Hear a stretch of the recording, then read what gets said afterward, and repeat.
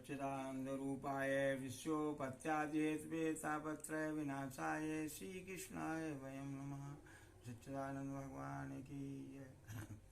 कल आप लोगों के बीच में मैंने जो ये कहा था कि नारद जी ने भक्ति से कहा कि मैंने आपके विषय में सब कुछ जान लिया है, तो वही वृत्तांत कर रहे हैं कि मैंने क्या जान लिया है कि ये कलयुग जो है बहुत ही अपना प्रभाव दिखा रहा है। उसी की वजह से, उस कलयुग की वजह से सदाचार, तप, दान आदि सब कुछ नष्ट हो गया है। योग भी नष्ट हो गया है।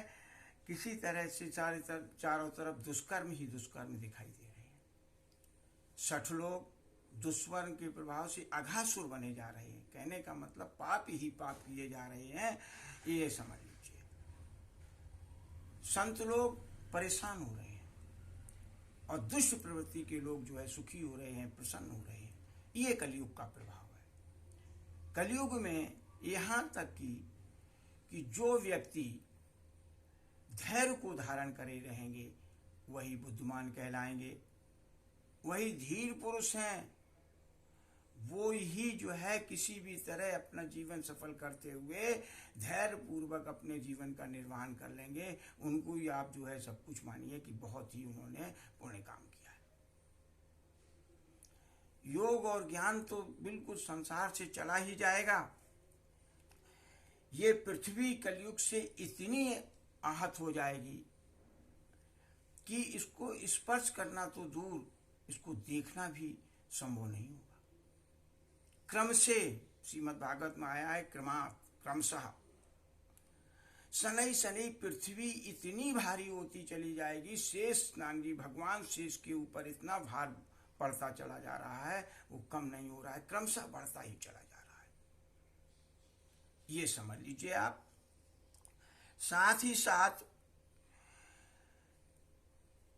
कहीं भी किसी भी तौर पर आपको कलयुग में मंगल नहीं दिखाई देगा, अच्छे कर्म नहीं दिखाई देंगे और धीरे धीरे और नष्ट होते चले जाएंगे। शनै शनै धीरे धीरे क्रम से कहीं भी आपको कोई मंगल नहीं दिखाई देगा।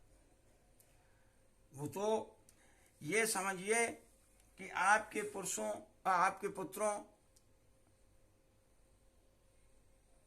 मूर्छा संयोग, वृंदावन के संयोग से मूर्छावत हैं, जैसे उन्हें कुछ आराम मिला है, इसलिए ये सोते से हुए से महसूस हो रहे हैं। और तो कहीं पूरे संसार में, कहीं विश्व में, कहीं भी कलयुग के प्रभाव से इनको चेतना आ ही नहीं सकती। यहाँ तो शांति पूर्वक ही सो तो रहे हैं। आप इसको धन्य माने वृंदावन को, जिसके संयोग से आप भक्ति स्वयं तुम तरणी हो गई हो, नवा हो गई हो। श्लोक है कि वृंदावन से संयोगात पुनः तुम तरुणी नवा। वृंदावन से संयोगात पुनः तुम तरुणी नवा। धन्यम वृंदावनम तेने भक्ति नित्यति यत्र चा। धन्यम वृंदावनम तेने भक्ति नृत्यति यत्र चा।